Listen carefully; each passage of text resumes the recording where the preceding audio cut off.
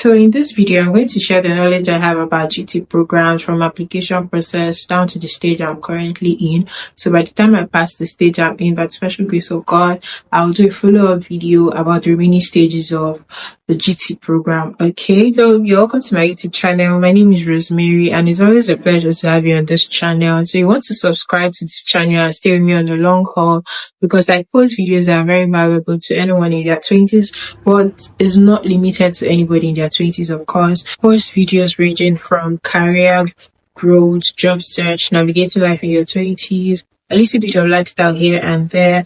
So without wasting much of your time, like I already have, let's get right into the video. Alright.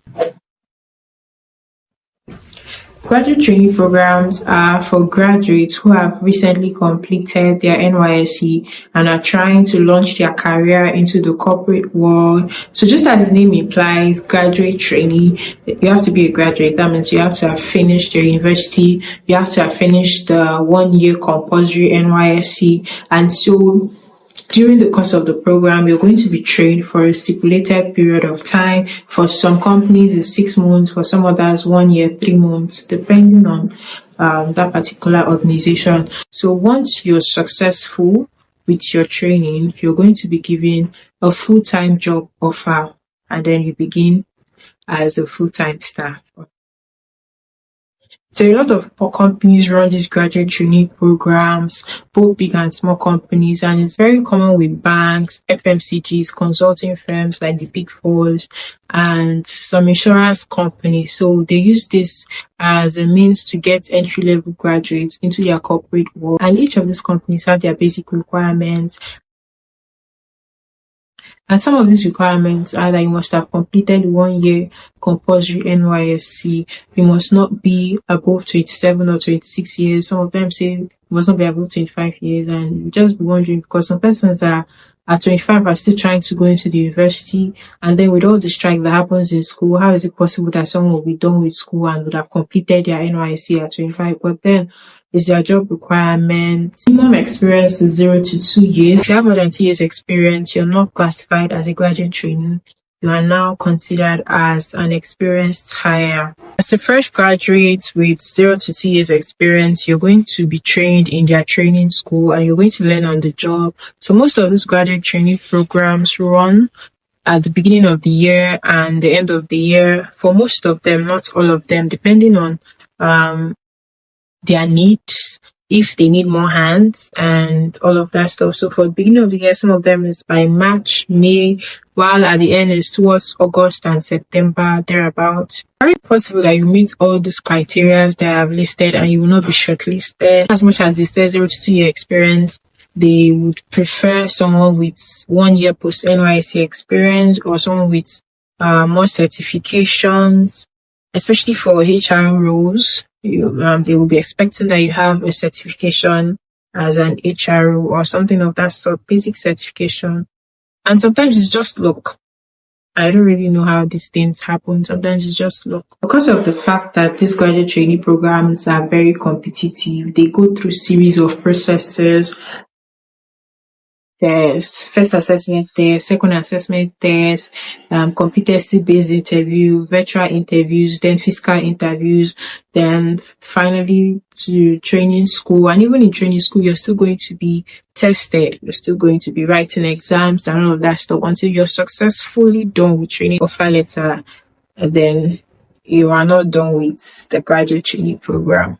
Oh, since I mentioned that you must have 0 to 2 years experience, it doesn't mean that your CV has to be blank.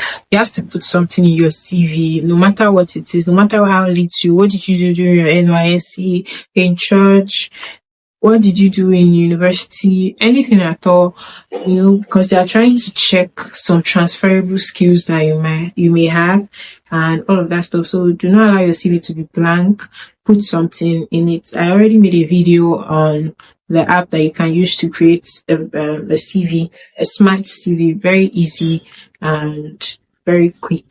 The link is in the description box. Check it after this video, alright?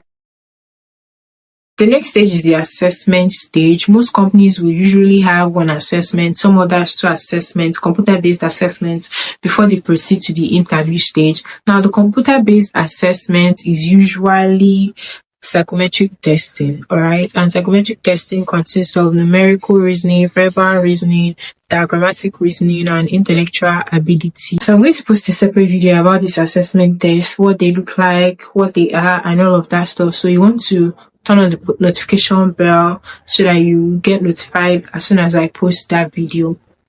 Also, in the description box, I've dropped a link to a Google Drive that contains past questions of some companies, okay? I don't know how they usually get these assessment questions because these computer-based assessments are usually proctored, but then the past questions are very helpful, so you want to check them out. Once you're successful with the 2 assessments, the next one is the interview stage. So there's competency-based interview. It's usually virtual. It's going to be online. I'll also make a video about interview questions to expect. I don't want to make this video very lengthy, so I have to break it down into other videos. Alright. They'll ask you your name, what you study, what you graduated with. I'm going to ask you questions on values like integrity. Rate your integrity from a scale of 1 to 10. I remember when they asked me that I should rate my integrity on a scale of 1 to 10, and I said 9. And the lady that was interviewing me was like, "No, you cannot rate your integrity on 9. It's either you have a 10 or you don't have it at all." I was like, "Sorry." So she was trying to suggest that. So does it mean that I'm going to steal if I see such an opportunity to steal? And I'm like, "No, I'm not going to steal." So she was like, "Then it's supposed to be a 10 and not a 9. I'm like, "Well, I was just giving room for mistakes." But not mistakes to steal, of course. So expect questions like that. So after the competency-based interview, you have a physical interview, a chat with the CEO. If you made it to that stage, of course, they would also ask you generic questions again. Questions like, may we meet you? What did you do during your NYSC? Why do you choose that particular company? If it is a bank, they'll ask you, why do you want to work in the bank? How does your course of study relate with the bank? Why are you not practicing your course of study? I remember they were asking me, well, I'm not doing science lab. I'm not even going to talk about my response, right? We'll be expecting questions like that. Done with all of that stage, the assessment, physical interviews, virtual interviews, and all of that, you're going to receive either a congratulatory mail congratulating you for making it to the training school, or a rejection mail. They're sorry to inform you. So, and then you would move on to the next stage. So maybe you failed, or maybe you did not make it to the interview stage. It doesn't define you. It doesn't mean that you're not competent enough. The pool is highly competitive. A lot of graduates are applying to this graduate trainee. When I say lots, I mean thousands of graduates are applying to this graduate trainee roles. And so sometimes the companies just want to hire 5 people. Sometimes 10, sometimes if they want to be very generous, if it's a massive recruitment, to be 50 or 40 max. So you can imagine, out of 60,000 graduates, only 40 made it. So it doesn't define you in any way, but then maybe you can check where you flopped.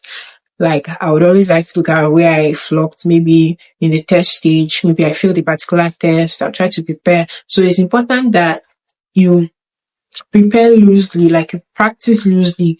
Use those past questions that I dropped in the description box, and just practice loosely if you're applying to these jobs, okay? So that whenever you receive a mail, you're ready, you're not caught on fresh, all that sorts and all of that stuff. So if you're successful and you made it to training school, they're going to train you, and after the training, you're going to be tested. Still do testing, you still write the exams, and then if you're successful, you're going to be given an offer letter welcoming you as a full-time staff in that particular organization. So that's all I know about graduate trainee programs.